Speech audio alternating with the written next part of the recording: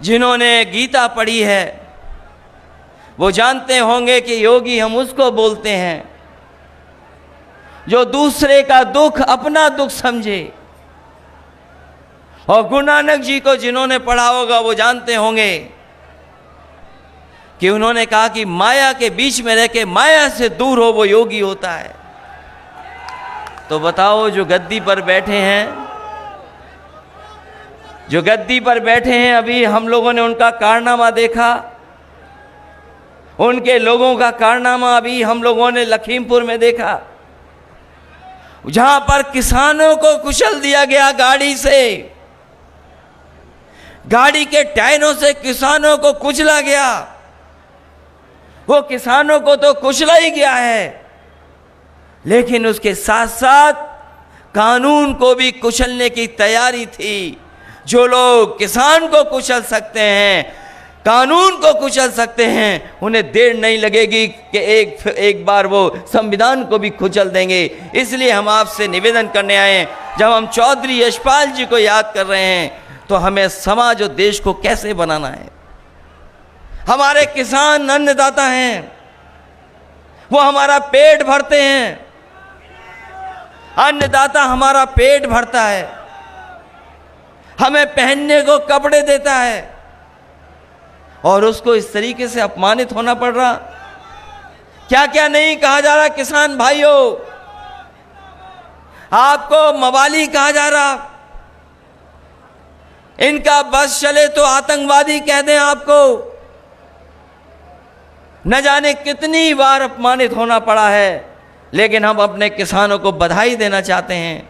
Bharatiya Janata party ने कितना भी अपमानित किया होगा, लेकिन वो अपने संघर्ष से पीछे नहीं हटे हैं। उन्होंने भी ठान लिया है कि जब तक बैठे रहेंगे, जब तक ये 3 कानून वापस नहीं होंगे। और यही हमारे लोकतंत्र की ताकत है कि हम लड़ना भी जानते हैं, गद्दी पे भी बैठाना जानते हैं, और जब मौका मिलेगा तो गद्दी से हटाना भी ये जनता जानती है।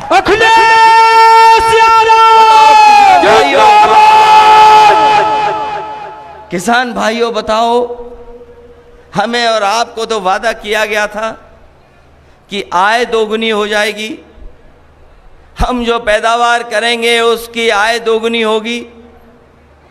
पिछले चुनाव में एक वादा किया गया कि आय दोगुनी किसानों की होगी। आज हिसाब किताब लगाओ किसान भाइयों, उनके बेटों, यहाँ किसान भी हैं, उनके बेटे भी हैं, हिसाब किताब लगाओ, बताओ हिसाब किताब में हम लोग कहाँ खड़े हैं, कहाँ खड़े हैं हम लोग हिसाब किताब में। कौन सी चीज महंगी नहीं हो गई। अभी तो हमारे गन्ने का हिसाब नहीं मांगा है, गन्ने का बकाया है किसानों का, लेकिन हमारे मुख्यमंत्री कहते हैं किसानों को भुगतान हमने लाखों करोड़ रुपए कर दिया है, और गन्ना न बोया करें क्योंकि डायबिटीज हो जाती है उससे।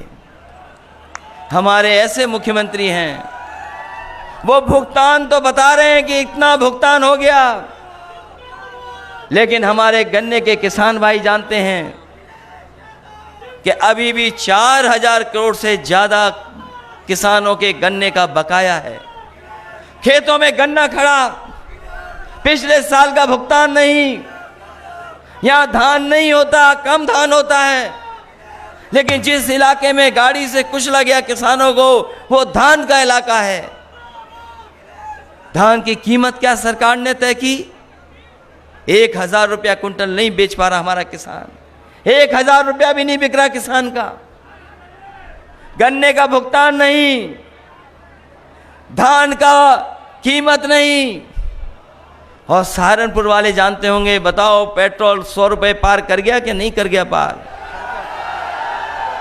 100 रुपए पार। ये सरकार रही तो पेट्रोल डीजल नीचे नहीं जाएगा, आसमान छू जाएगा। अभी तो 100 पहुंचाया है, थोड़े दिनों बाद 100 से ऊपर पहुंचा देंगे। हमारे बुजुर्ग इशारा कर रहे 2 उंगली से 200 पहुंचा देंगे।